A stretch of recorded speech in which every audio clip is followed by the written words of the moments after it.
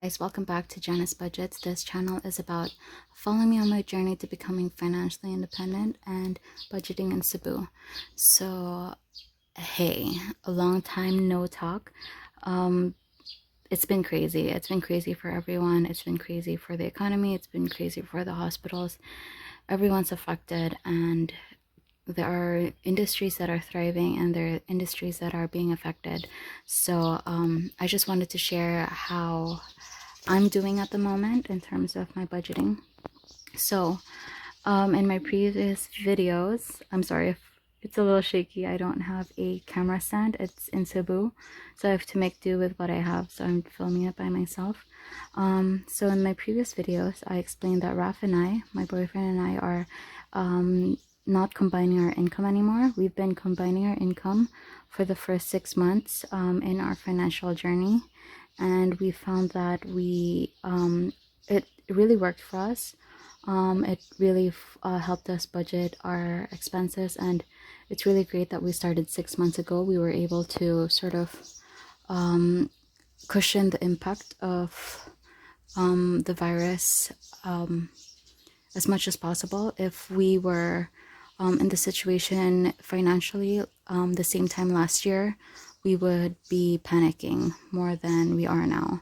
So we're glad that we started a little bit early in planning our emergency fund and really understanding budgeting and living off a smaller budget limit. So before, since I earned most of the income, I would treat us to restaurants. We would go out, and then we would spend everything we have at the end of the month. We had to wait for the next payday. So right now we don't do that. We only spend what we have in the budget, and yeah, it's been working really well for us. The only problem with that is that when we started investing in stocks, we had different opinions on where we wanted to put our money. So Raf is more aggressive, so he wants more day trading or swing trading. I'm more conservative. I just want to focus on mutual funds and just leave the money there and then look back at it after 5 years. So since we have differing opinions about our investments, we decided to just separate our income. And obviously couples disagree all the time, so it's not like it's a breaking point for us. That's an immature way of thinking about relationships. I think that you have to find your differences and find a way around it instead of making that an ultimatum to break the relationship. And finance is one of the top things that breaks a couple. So by understanding finance and understanding personal relationships with money, it will better help the relationship in the future. So that's what we want to keep as our foundation as a couple. So since we're separating our income, I know he no longer helps me pay for the birth control pills, even though I want him to, because we both don't want to have babies, but I don't mind spending a little bit more for it. If he wants to spend on whatever on his stocks, he can put 3,000 pesos or 5,000 pesos a month. I can put 7,000, 10,000, or 1,000 even. So it really depends on how much we personally save our money and how much we want to put it into stocks. For me, I want to put the majority of my money to stocks. So if you haven't seen my previous video, I am currently in farm quarantine.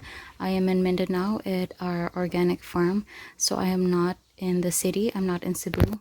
So Raf is currently in Cebu because he still has work. He wasn't able to work for a month, but he had no work with pay, but now the company is opening up again, so he has to go back to work, which is a blessing because not a lot of people have jobs at the moment. A lot of people are being laid off, and even though there are companies that are in high demand, it's really difficult to go to work if there's no public transport and if you're not allowed to back ride in the motorbikes or habal. So I think that's an issue right now. There are some people that are working from home, which is great for them. I think having a job at the moment, if it means working from home or all that, I think it's a blessing, because if the economy stays the way it is, a lot of people will not have jobs, it's great that the government is able to provide those people that are heavily impacted with food or monetary help. In terms of monetary help for us, we've applied. We are currently impacted. Our company is currently impacted. Our product is in high demand since it's a food product, but the problem is non-essential businesses like plastics, carton, secondary packaging, primary packaging are closed, or it's really difficult and they're not open. And if they are open, they're only working at 50% capacity. And the demand for packaging for food is really high since a lot of people are looking for food. And I saw photos that my boyfriend sent me that there are not a lot of food available. Oh, well, there are food available, but I think that they're running out really quickly. And companies that are making, I don't know, noodles or whatever, if there's one ingredient in their supply chain that they are currently cannot receive because maybe travel restrictions, or maybe that company in itself is not able to operate for some reason, the whole supply chain is disrupted. So that's a problem. Anyways, where was I? So okay, I will just talk a little bit about my current situation. So my income typically is around 25,000. I would put 5,000 actually to reinvestments. So I would put 5,000 of my monthly income. That's why in my previous videos you see that I only have 20,000 that I budget. I put 5,000 towards reinvesting in our company. Yeah, just because I believe that our company will do well in the future, and it is a validation during this pandemic that having a food product or manufactured food product is really in high demand, especially since we also produce ginger powder. So a lot of people are getting the flu or getting sick, and to help them ease their sore throat, they would drink ginger powder. So that's a validation that we're on the right track in terms of our company. So I see potential in our company in the future. So I want to reinvest in the company.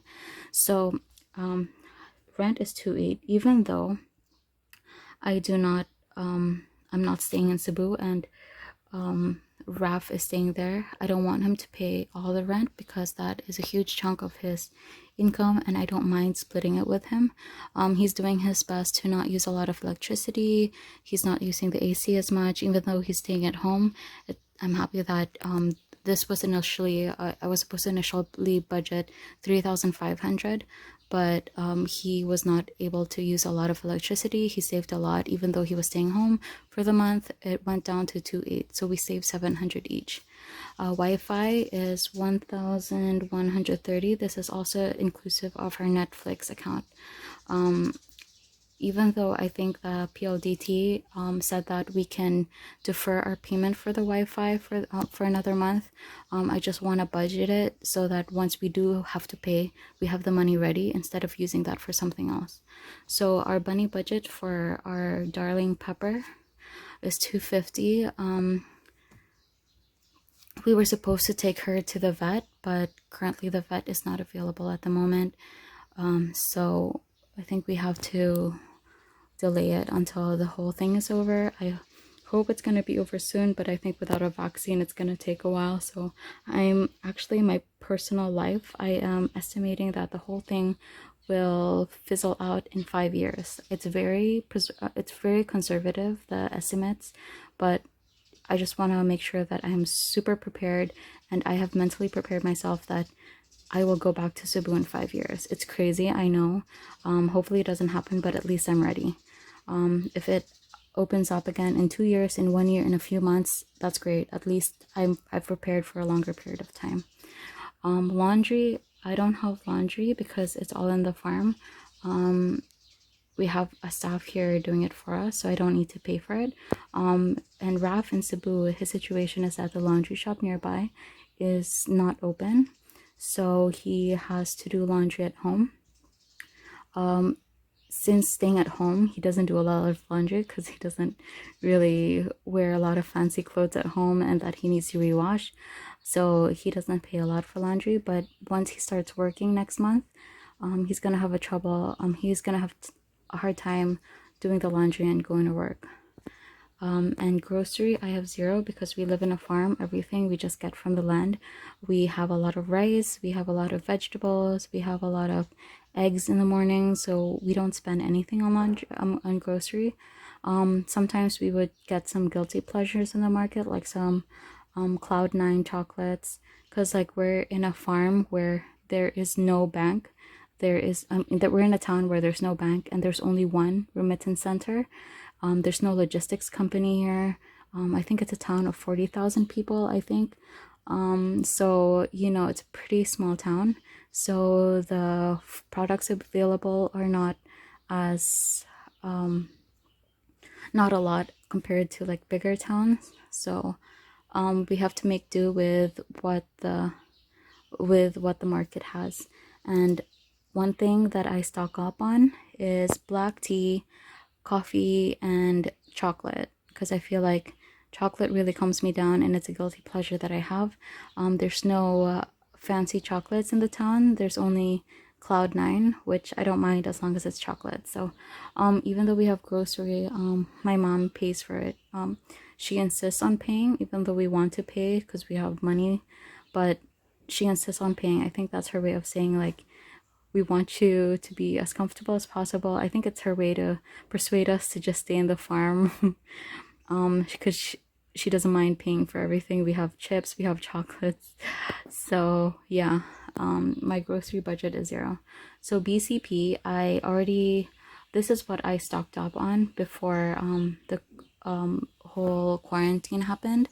So I bought birth control for 500 pesos a month.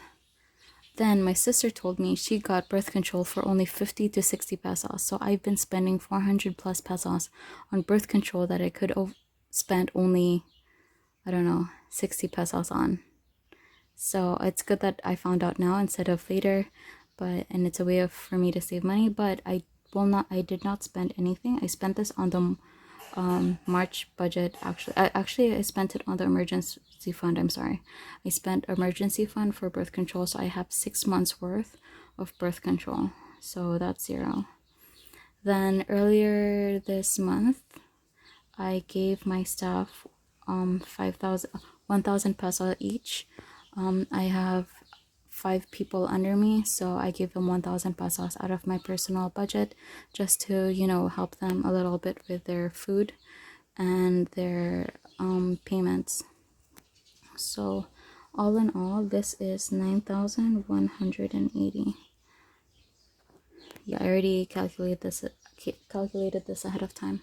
So I will be getting a deferred payment. So our family business, they cannot pay me 25,000, and we already did the budget and the math that all the executives are having a pay cut, and it's not a problem for me since I live in the farm and I don't have a lot of expenses. So they'll be paying me 15,000. I will be putting 5,820 towards my personal emergency fund. Raf and I, we have a joint account on stocks. We have a joint account on emergency funds, but since we're separating our income now, I want to have my personal emergency fund, and my goal is around 50,000 pesos. 50,000 pesos. That's my goal. So once I have this, I can start putting a little bit towards my personal stock portfolio.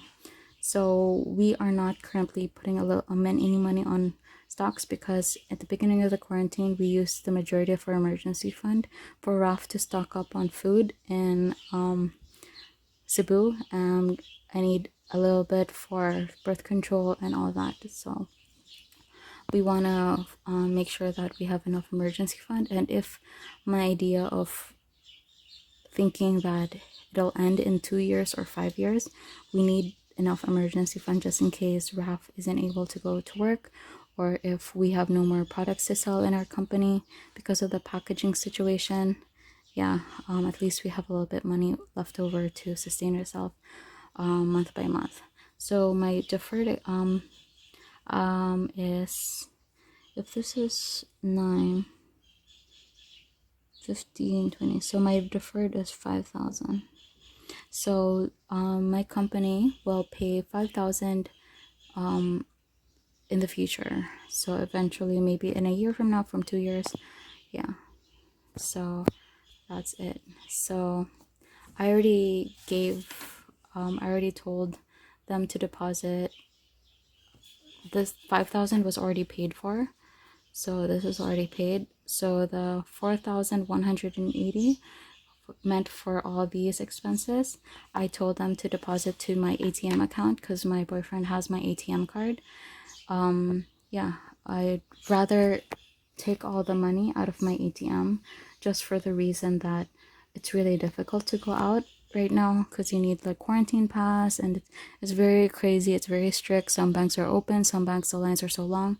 So I just wanted them to I just wanted to take all their money out of the account just in case the ATM doesn't work and you have to go far and there's no public transport and anything. Might as well have a large cash reserve in case of an emergency. So this is 5,820. I've already counted it. I'm sorry if there's no cash stuffing parts of this video.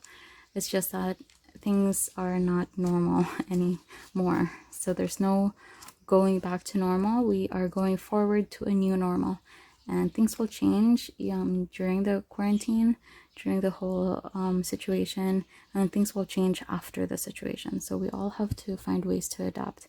So I've already cried a lot for the past month. I'm done crying. I want to focus on doing a lot of admin work for the company, a lot of backlog things that we needed to do with that we didn't have time, but now we have all the time in the world.